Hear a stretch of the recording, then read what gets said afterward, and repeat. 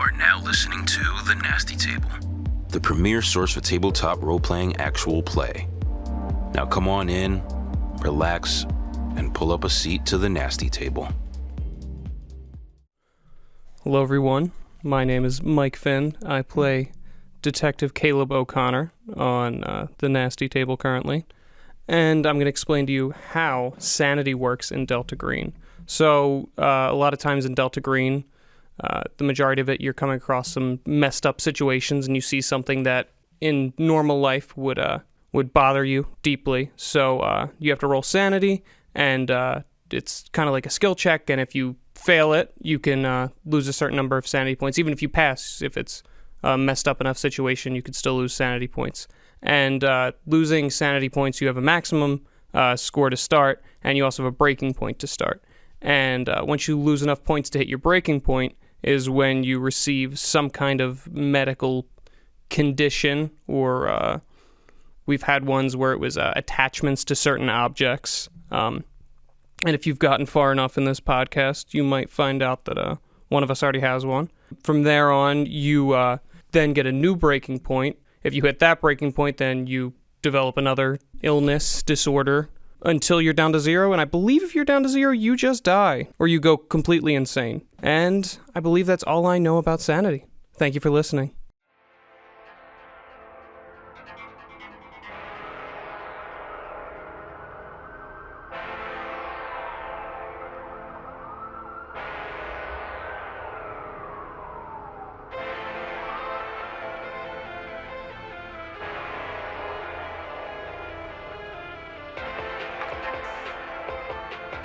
Last session at The Nasty Table. Nah, I'm like, you knuckleheads didn't fucking think. Now you come with me. Small, how old? 10 to 15? Oh. A warrant for the trailer? Not gonna fucking happen. We had a report of an abandoned car. Ronald Jordan Quinnen.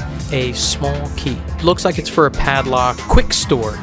There's nothing you can do for me. Telling you what you can do for me to make what I can do for you easier. What if we found something else here? What if we broke in? Play it by the rules. Copy that. Got a fucking boner. I got this pea head. Where did my dice go? You can't see it though. Did my dice fall somewhere there? Let me see if it fell in. Oh my god. Oh, it's under my thing. I got it. Alright.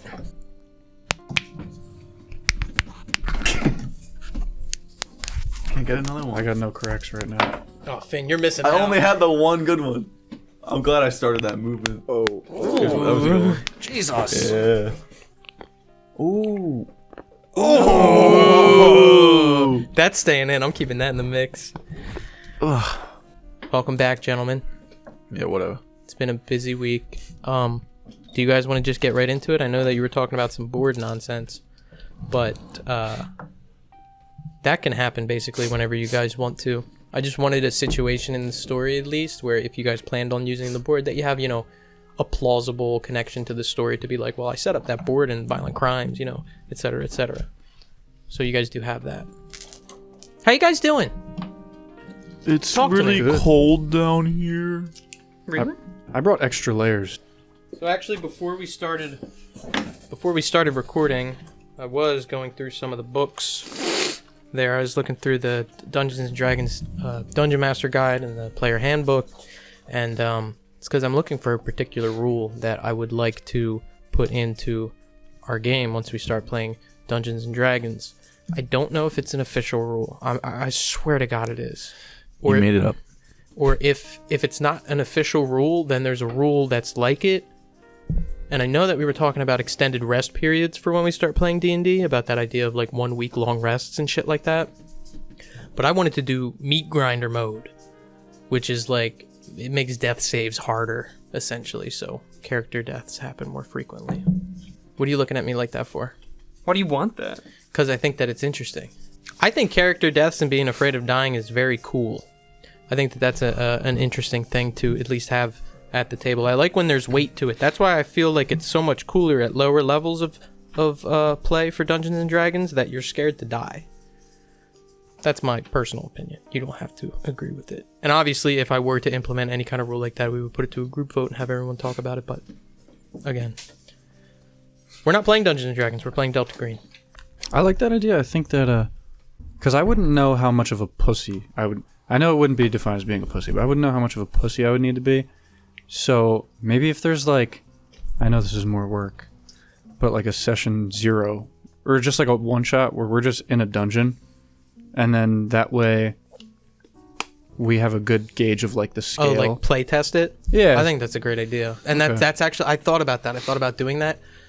My idea was having you guys start at level 3. Starting you guys at level 3, but having like like not like a flashback, but like have that serve as a session 0 of like your levels 1 to 2, where we really fast track that whole getting up to level 3 thing by having you guys play at level 1. I like that. I don't know, but like I said, we're not playing D&D. We're playing Delta Green. Can I please have a recap of the last 2 sessions, guys? Which led us to going to the trailer park, which then led us to talking to the campfire people, where we met Charles. Yeah, Charles. We met Charles. We bribed him into giving us a little bit of information. Found out that the trailer by the river, the one specific one that we heard noises from before, he hasn't seen the sun in like 3 weeks or something. Right? Do you guys trust this this homeless man? I think we did human ints on him and felt pretty good on him. So, I mean, I felt pretty alright on him. Yeah, and also, we weren't asking him yes or no questions necessarily. He was giving us information that... Yeah, open-ended. Yeah, we're open-ended, and we were connecting dots just with this open-ended. Also, I crunched the numbers, and I sent it to you guys after the session on exactly how much money you gave this dude. It's like $754. Adjusted for inflation. You gave this guy like $750,000. He deserved it. I wonder what he's going to do with it. Buy children, maybe? Run me through the rest of this. Let's get this fucking start talking. Talk to me, goddamn. I mean, he's a seasoned guy, obviously as a lieutenant, and he has. I think he just has people that are understandably up his ass, right? That are above him and are above us, obviously. That he needs to report to these people, just like any government job. There's someone above you that you have to report to. What's he gonna say if he goes to these people that are above him and are like, yeah, well, they got really involved in some child pornography, and we haven't really put anything together yet. They're just looking. Yeah, they're just like, we got a file that they've spent a lot of time looking at. It's like, how are you gonna explain that to? I don't know. If there's not obvious work being just done, like stressed out and like all about business. You know what I mean? But like not in like a bad way. He's given us some tips, and he hasn't been a total like. Yeah, he had You know a what I gift that session. This Mhm, is really he the did. first. And you did get a thing he's fucking ever- alley-oop. That's what I'm yeah, saying. we Like, did. RJ. like he comes off like a hard ass in certain like parts, but at the same time, like I feel like he's kind of a G. You know what I mean? He's also probably pretty worried about the press conference he has to give about a mutilated kid sometime this week. Yes. Yeah. And that was in earlier sessions, this concept of the media finding out, the papers, what are they going to run? Headline reads, Linwood Falls Violent Crime Unit failed to catch child murderer. And that's not just a bad look for him, it's a bad look for the department, and it's a bad look for you. Whether or not your character gives a shit about that is another question. Man, the media ain't even give us no time yet. We just got on it though. Well, Other shit. does this end in a court case? Does this No, end with I you think- guys taking the stand and, locking up someone or... It's gonna end in a This ends in firefight for dead sure. people. For It sure. ends in dead people. That would be Well- kind of fucking cool though, if we had like a full 6-session court case where you take the stand and you have to help the prosecutor and shit like that. That would actually be good. No, That could still end in a firefight, though. It could very well could. Yeah. All right. Well, leads begin to mount on your second shift in violent crimes. The prospect of a child murderer and potential pedophile ring within the city of Linwood Falls is discomforting. It's unsettling, and above all, it's angering. As leads grow, so do the stresses of this case, this job. It's around 1:45 in the morning, and the four of you are making your way back to the station after searching an abandoned car registered to a one Ronald Jordan Quinnen. The streets are quiet as you pull into the parking lot. The clock strikes 2 a.m. as you begin to make your way inside. What would the four of you like to do? I signed the shotgun back in. Good call. Can I check out this map that he had in his car? Yeah, so you kind of take it out of the duffel bag that it's in. It seems like it's plastic wrapped, like he bought it recently or someone bought it recently. It's still got the saran wrap on it, but if you kind of like roll it over to look for any barcodes or any kind of insignia of a shop, there's none there. So I'm assuming that he hasn't even opened this yet. Yes, it's still wrapped in that saran wrap, that plastic wrap. Okay. And it includes Linwood Falls and a couple other areas? Do you open it up because it's just titled Southeast Minnesota? No. Okay. No, I Can don't. I either run a report or look on a map or something about QuikStore 174? Yeah, I'll Any say way I could figure that out. that you're beginning to go through the primary search to find out where that is or what it is. Okay. I want to go talk to the lieutenant. Sure. And it looks like he's in his office as you walk down the steps into Violent Crimes. And he looks up. How'd it go? Went pretty well, I would say. Can't lie. If we got some kind of approval to get in that house, I think it would save us a lot of paperwork. I gotta ask, is there anything that the four of us could do to get a warrant that you think that we could do? What I need is a genuine connection to Ronald Jordan Quinnen, and even if you get me a link to Bobby Tillman, I need the names connected. Because it's smart. He used his initials. It's plausible deniability. The judge is not going to sign off on that warrant unless it's their names, if it's clear. All right. Or if you find me anything else from this guy, anything suspect, anything weird that you think might be case pertinent. Do you think that, his car is out front of his house. He said it's been there for days. We could open this up separately to get ourselves in there. Missing man. Check his things to find reasoning for going missing. Get a warrant that way. The thing is you don't know if he's missing. Unless a family member, loved one, someone of relation reports him missing, or his work reports him missing, then there's no reason for us to look into it. Because you don't know, he could have skipped town, he could have moved somewhere. And like I said over the radio, we can't just report someone missing because you think it fits the case. That's right. Yeah. All right. Well, if it's good with you, I'm going to find contact info, try and find a point of contact for this RJ's. Yeah, do some research on this guy, run some background checks. If there's any red flags, that might actually help me talking to the judge. Okay. And so I want to walk out and I want to look for any related family, if I could get a number or an address, and I do want to look to see if I could find his work. Okay, so running a background check? Yeah. Okay, alright. So he's running a background check, you're looking into QuikStore. Are you two doing anything specific? Well, first, just a question. What time is our shift done? 7 a.m. And like I said near the end of your last shift, it's good practice to leave Your paperwork. 2 hours. Yeah. I go right over to the old corkboard and I start pinning it up? I start pinning shit on there. And one of the first things I pin up there, which I looked through and unfortunately I can't actually pin it up, is my copy of the picture of the woman that was in Bobby's wallet. Yeah. Okay. Yeah, you can pin. Oh, in his wallet? Mm-hmm. Well, I got a copy of that. You made a copy of it? Yes. Okay. Yeah. You want to write that down on this? Oh. Yeah, he's got a couple blanks here. Yep. Yes. I like that. I've been But then, wondering- aside from that, I kind of, put some other major start to Yeah. put basic stuff on the board. And actually, so that picture from Bobby's wallet, you saw his corpse. He looked like he was mid-30s. This picture looks like he's maybe early 20s. He looks younger. They're at a beach. It's him and a woman. Woman has brown hair, and she's wearing like a one-piece polka dotted bathing suit. She looks about the same age as him. Maybe a little bit older, if you had to guess, but not by much. What are you laughing at? What's so fucking funny over there? I put some tits on the stick figure. Oh my god. It's a woman. You gave her big boobies. Nah, we'll wait. That's so Ray. To start getting we'll wait to start getting dirty on the board. But yes, Ray does pin that up. Okay. Caleb, anything on your mind? Yeah, the only thing that Caleb wanted to do is he wanted to walk in and give Roy the phone number for Weiss Clay. I know that we were investigating him, and just to give you his number if you wanted to reach out, talk to him. I didn't know if you had more questions. Sure. Yeah.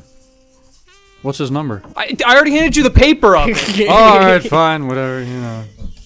So a little bit of time passes as you guys are going through this. First, Jerry, you're able to run a little bit of research into what QuikStore is, what it is. You end up finding it in a white pages for businesses. It's a 24/7 self-storage lot in town. You have the 24 hour? 24 hour. You have the What time is it? 2 a.m. When's my shift then? 7 a.m. Shit. Damn. Who's gonna be there? Should bring your friends. All right. I want to go over to my boy Ray. You also have the phone number for this business if you have any use for it. Okay. Hey Ray, You you were wondering what the keys to? yeah. Storage unit. Really? 24 hour. Let's go check it out. Right now. Come on. I glance towards the lieutenant. Is he just working in his office? Mm-hmm. Sneak out real quick. Well, shit. All right. And I just drop my shit Let's at the go. cork board, and I get my shit. Let's go. I put my shoes on. Um, We're walking around the office with no shoes on. Completely barefoot. like you're getting ready to go out, like sneak out the lieutenant, like you sit on the ground, crisscross applesauce. you should tie in your boots. You finish a preliminary background check on a one Ronald Jordan Quinn, and you get the following information. He's 37 years old.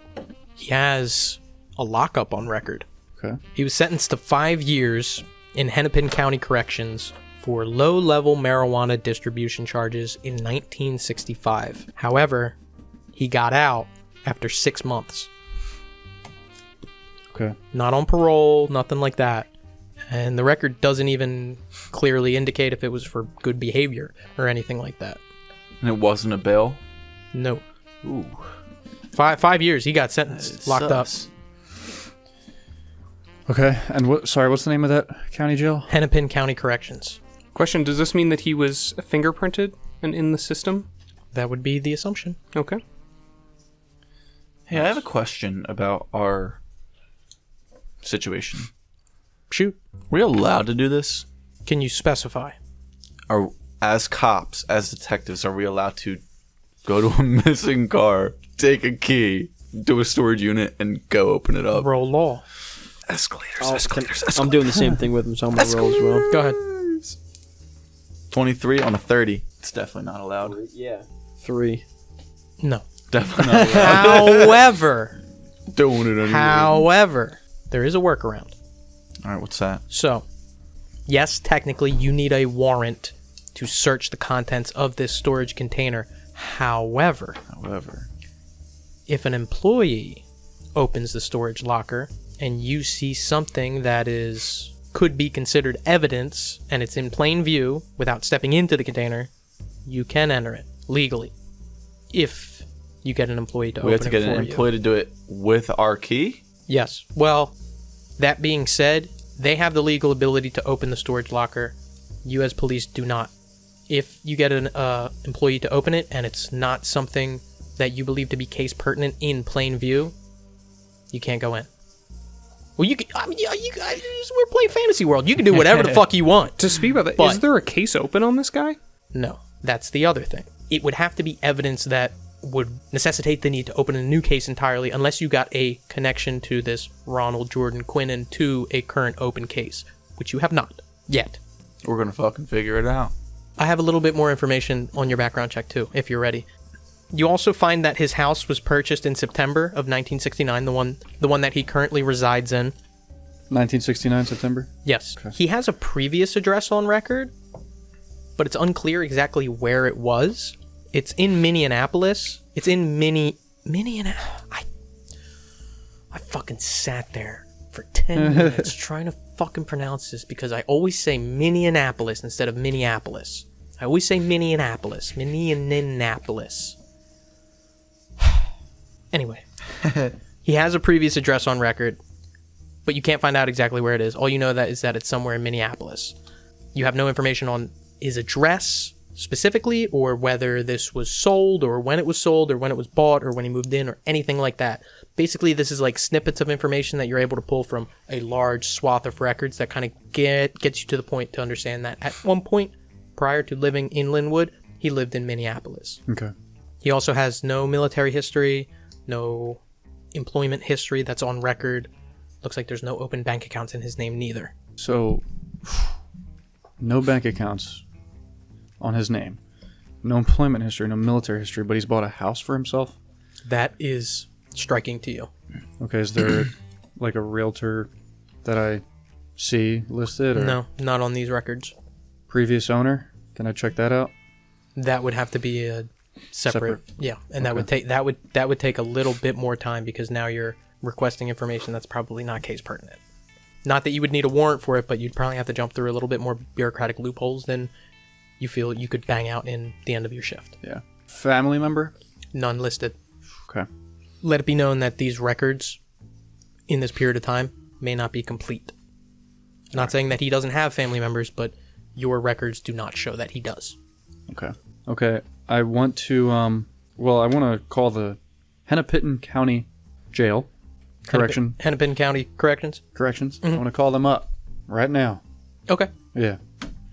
Right stankin' now. No, I'm just playing. Hennepin County Corrections. How can I direct your call? Hi, inmate history, please. Can I ask who's calling?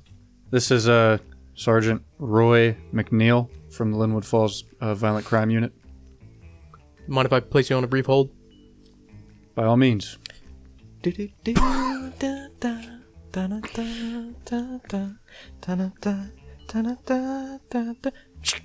I have your badge number, please?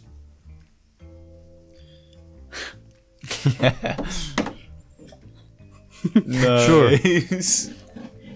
112 69 33357. Gotcha. I'm going to transfer you over to records. Beep. Was that the Red Bull barcode? Yeah. Hennepin County Corrections Records. Hey, this is Sergeant Roy McNeil.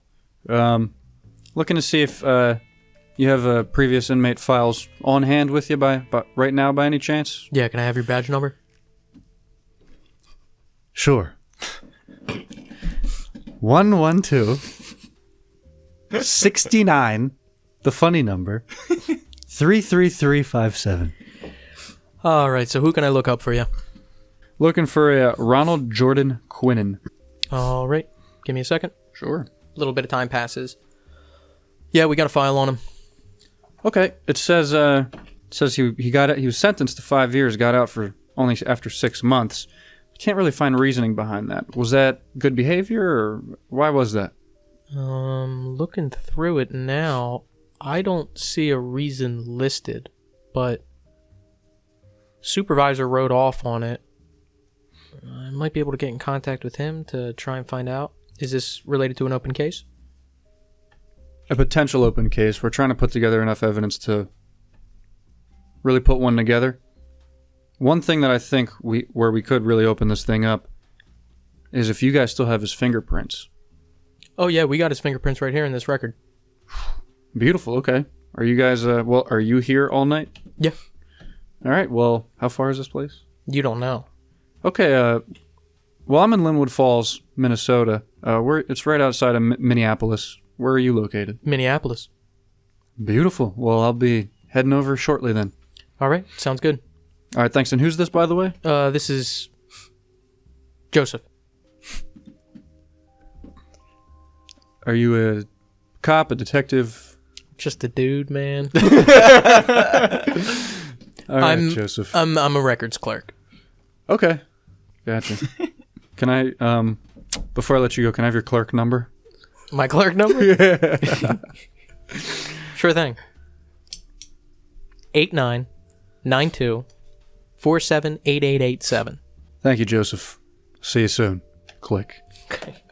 Caleb, before we give Dr. Clay a call, you want to go down to this correction services with me? could probably talk to some people that saw an RJ, our RJ, and get his fingerprints. Do you think we're going to be allowed to go there with that reasoning? Yeah, I mean, the lieutenant said if I can find any connection to get into that house, he doesn't seem to have a problem with it. Yeah. I'll come with you. All right. Let's do it. Get up and go. Okay. Heading out. And you would know, living in Linwood, it's probably about an hour and a half drive to get there. Hour and a half back. So you guys begin making your way towards Minneapolis. My two friends, what exactly are you guys doing? Driving to QuikStore 174. All right. Begin driving there, and the drive there is fairly quick. It's kind of right in the center of town. You can see this large fence on the outside and like a small office building kind of in the center, as if you walk in the office building and then there's probably a door in there that leads into this giant lot of storage containers that you can see kind of lining all along the edges of this fence. We just parked there? Yes. Unless you wanted to... No, I want to talk a little bit. Yeah, let's park, just Park my out car. of the way entrance. Or how do you want to go about this? Well, now that we're pulling up here, Jerry, I don't know, to tell you the truth, I don't really know. I mean, we either got to commit full sneak or full deception with the guards up front. From my view, does it look like it's just one person working the front desk? You look in the window? Yeah. Yes. What kind of person? Younger teen kid. What time is it? 3 a.m.? At this point, it's probably like 2:45. I mean, somebody working at a storage unit 3 o'clock in the morning. It can't be that hard to persuade, right? Just got them to open it for us. That's true. Do you also... I'm sorry, real quick. Are you guys taking a squad car with a radio? Yeah, let's take a cop car. I don't think there wouldn't be any reason. We're going to a jail. Yeah, no. I'm not trying to be sneaky or nothing. And you guys? Hmm? Are you guys taking a squad car with a radio? No, my car. No, yeah. Okay. My car. Is there... I'm sorry, I don't really remember how you described the entrance of it, but like a parking lot or anything? Yeah, there is a simple, smaller parking lot outside of this main office building that looks like it leads into this fenced-in outside enclosure that is scattered with storage containers. I assume like 2:15 at least, 2:30 at this 2:45. point. 2:45. Is anyone else here besides us and the guy in the office? There is a parked car out there, but no other cars in this lot. Also on the drive here, it was fairly quiet. You didn't see a lot of cars passing. So there's one car. Yes. So I look out, seeing that. I say to you, Jerry, well, doesn't look like anyone's really here to watch us. I mean, you Right, could but do you think we cause should... a little distraction with the guy up front, and I could just go take a peek myself. I mean, if you think we can do that, we can do it. It's whatever you want to do. I'm fine either one. Whatever you feel better about. I feel like we could persuade this kid. Shit, if I have to get him a case of beer to go open this thing up, I'll do that. Alright. Because you would know, if you guys walk down this path, anything you find in there would be inadmissible in court. Can't put it up to anything, can't bring it to a judge, can't do nothing with it. It would just be for your own personal vindication. That's plan B. If this kid doesn't do it for us, we could sneak up in there and fucking If we want to. walk up in there. Walk up in there. Yeah. Kid looks like he was distracted, like he's reading a magazine. Closes it real quick, looks up. Can I help you, fellas? Oh, fuck. Hey, how you doing? I was just wondering if you could open a storage locker for me so I can check it out. I'm sorry? Storage unit? I would like to see if you could open one for me. Is it yours? I have the key right here. I'm confused. What are you confused about? You want me to open a storage locker for you? Is it yours? It's somebody I knows. I didn't think about what I should start with. I was like, so many different things were going through my head. I don't know about that. If it's not yours, I can't open it for you. All right, well, I have the key, so I'll be on my way. What?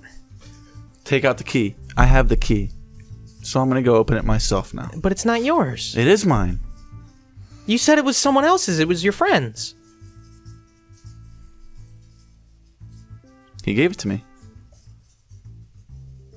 What's his name? Ronald. Do you know him? What locker is it for? 174. You see him kind of reach under the desk. Like lift up some pages. I just thought you needed some work, you know? I mean, you're sitting there reading a magazine. It's 3 a.m. Thought maybe you were wondering, you know? Take a walk with us. This is kind of fishy, buddy. I don't know what you're up to here. That's not your locker. That locker does not belong to a Ronald. I don't know where you found that key, but I will call the police. Okay, have a nice day. I walk out. You walk out too? Yeah, I just kind of like not shaking my head, fixing my hat. Okay. You guys are outside? Do you want to show our badges? Or do you want to just go and do it? No, let's bounce. Alright. I don't like this. Alright. Wasn't well thought out. No, it wasn't. But at least we know we're not dealing with too high security in there. We know what we're tackling next time if anyone has to go in there. If we have to jump past security. Something in our back pocket. Let's get back. Roy, you feel a shiver up your spine as if your subordinates have just made a fool out of themselves. I didn't know what to say. I was like, what the fuck? How do I persuade this kid to do it for me? My fucking God. Do you remember at MIT with the baseball through the window? Yes! I just had the same moment. Fucking cool. I loved that though. That was sick. I just had the same type of moment Yeah, where I'm we like, killed wait. so many motherfuckers in that hallway. We killed motherfuckers. I'm like, what should I say right now? Dude, just trying to get into that thing, and the guy's like, what are you doing here? Like, you like pull out a baseball, and you're like, threw a baseball through the window. I gotta get in there. Middle of a college campus. Just like, Dude, sometimes you get in that moment where I'm just like, wait, I didn't think this far. What the fuck should I say? And then we had to kill that guy. And you guys got caught. You guys got caught trying to jump from like the staircase over onto the balcony to get in. And like the guy like is just standing there like watching you and like, get down from there. And you're like, baseball, man. Fell in the window. I gotta go get it. I was out here with my nephew, man. I just Dude, this kid was like, how you doing? And I'm like, where do I go from here? And then like I pause and I'm like, maybe Ray will say something. And then Ray said nothing. And I'm like, I don't know, man. You had the key. I was just like, you took initiative. You took point on that. I know. I didn't know what to say though. What should I have said? I don't know. That's why I was getting a little apprehensive about it. That's why Yeah, I we suggested should've sneaking, waited a because I was second. like, this could be a little weird. Yeah, I didn't think deep enough. We're driving back with our tails between our legs. I was hoping maybe we'd win a roll or something. Hey, on the plus side, at least he knows what your faces look like. So where are you guys heading? Back to the station? Oh, what are you, that dejected? Are you that? No. I guess so. There's nothing else to do. Okay. You guys are back at the station. They're driving. They just hit the highway. We don't even know where they are either. Ooh. I don't know if that was shared. it was not. They left before us, and they didn't take their cop car. Yeah. So. But they have access to a radio if they're wondering where we Also, the lieutenant was not told either. He was not. I think we're on the basis, though, that it's not like, hey, Lieutenant, where'd they go? Yeah. It'd be, come ask us first. Plus, yeah, if we're not hiding anything, right? This is just, let's get out quick. This is an hour and a half away. We're done at 7. You know what I mean? Mm-hmm. So. All right, well, it's about 3 o'clock for you guys. Anything that you guys want to do? Let's take a swing by the trailer park. I still have the camera checked out. Mm-hmm. Yeah, and you also haven't been there yet. Yeah. Okay. So this is before you guys got to the station? Or you guys Yeah. went to the Yes. station, got your bearings? Okay. No. So on the drive back? Yeah, maybe like started driving, and I on the way back said, you know Gotcha. what? Let's swing by the trailer Yeah. park. And it's easy enough to make your way there. You pull up, And we're in not a police car. Jerry, unlike how you saw it previously tonight, there is no wise men. There are no lights on. The barrel fire that you saw previously is quenched, unlit. It seems all is quiet in the trailer park at 3 o'clock in the morning.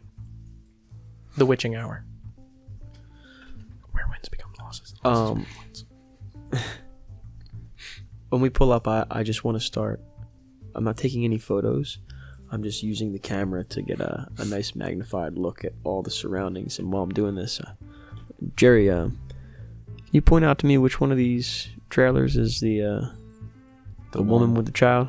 Point. Mm-hmm. It's like the third one up on the right. Okay.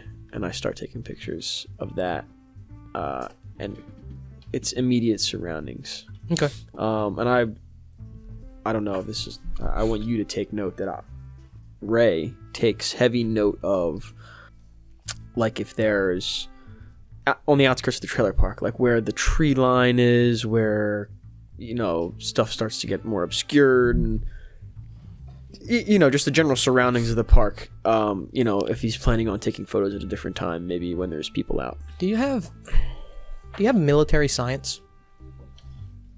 No. I do. If this is something that you want to do, knowing Jerry's skill set might be better to ask him. If you want to make it clear that you're looking for vantage points. I don't want to use the word, but you're asking tactical questions for reconnaissance. I'm not looking for best. I'm not looking for that. I'm looking for. Like Ray, just sneaking. Thinking about sneaking is looking for just scoping out. Where's a spot? All right, that I could go. That I think I could go. Fuck it. Roll stealth. Sweet. Damn, dude. 83, 70 stuff. It's not your fault. There's not a lot of trees here. There's not a lot of cover. It's very barren, almost as if this plot was purposefully cleaned to the point, like sanitized of vegetation, that's not really a possibility. There's not tall grass. It's gravel. There's not bushes. There's like rock outcroppings that are off to the side that faces towards the river. It's not a very easy place to explore with a inkling of stealth. All right. I got to get a picture of this woman. Try and ID her. Hopefully with the picture in this Bobby's wallet, but I got to come back in the daylight. Yeah, I would say we're not going to be able to pull her out. I just wanted to see if there was a spot that you could camp it out. Yeah. Just scope out the scene before I come in the daylight. I mean, I got my boy Sarge. I was thinking I could maybe, if I use some other people, I don't know, he's a good distraction. Get him to bang around in the trash on her house, get her to come outside for a second, but it'd be tough to work something. We'll think about it. Charles is here. Oh yeah, we can ask Charles. This picture's kind of old though. I'm thinking this woman is off her rocker enough to let her kid go get mutilated and not really care about it. I don't know if she's gonna look like the pretty young girl that was in the photo that's on our corkboard down at the station. So listen, we got some info. We got some good. Well, I don't want to say good. We got some stuff we can bring back to Lieutenant. So anything before we leave? Does anything look different to me? Just roll, clean. Roll search. 0. Success. Go. Critical success. Holy right? shit. Right? yeah, Please. 0? We've had this debate three Please. times, man. Please. Yeah, I it's don't know, double. man. Yeah. 0? Where did we land? Give me the book. Give me the fucking book. This book? Yes. Yeah. No, the Holy Bible that I have glued under the desk. Thank you. Somebody write this down, because I'm not going in this book again for this rule. I believe triple zeros is 100. Yeah. Because you cannot roll 100 on that die. Yep. So, truthfully, the only numbers that you can roll are 1 to 100. Yep. You can't roll 0. Yep. So that is a critical fail. Because the dice match, and it's a fail. The odds of that are 1 in 100. So 100 So somebody dice rolls later, you'll get another 100. I'm looking at you. I want to see that pen moving. No, I remember it. Me and Alex said it. So I'm never gonna have to pick up this book and look up that rule again. Never. Let the record show. I'm having the worst session of my life. Well, yeah, because I guess that does make sense because it'd be because there's not a critical I fucked up. failure between 0 and or between 1 and 10. Like in that set of 10. Well, that would be a critical success. Yeah, that's what I'm saying. 1 is the critical success. Yeah, I know. But I'm saying there's not a critical failure in there, so it makes sense that 99 and 100 so there's are an both critical equal amount. Yes. There's an equal amount of critical failures and Yes. critical successes. No, you don't notice anything different. Oh no. I'll just go back. Yeah, I'm good to go back to the station. Just go back, do some paperwork, go to sleep. Go back to the station. Yep. Alrighty. Making your way back to the station is pretty quiet. I mean, this is the quietest time of night. Experienced officers on the night shift.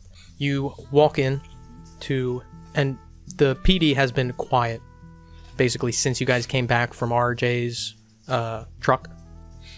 But there is a woman there who's speaking to the clerk behind the desk, the receptionist, who's basically just a patrol officer who's just been assigned to work the front desk. They seem to be having an argument, and the patrol officer looks up and sees the two of you, and you've interacted with this patrol officer before. His name is Officer Sanford, and he looks over to you guys. Detectives, this lady's looking for you. How can I help you? She turns around. She's got a paper in her hand. I'm told by the city morgue that I need a one Raymond Hoyt or Jerry Flores to sign off on the release of my brother's body. May I ask your name, miss? Marcia Tillman. Your Bobby's sister? Yes. And as you're talking to her, she looks familiar. It's the woman from the photo. And that's where we're going to pick up next session. Whoa. Marcia, too.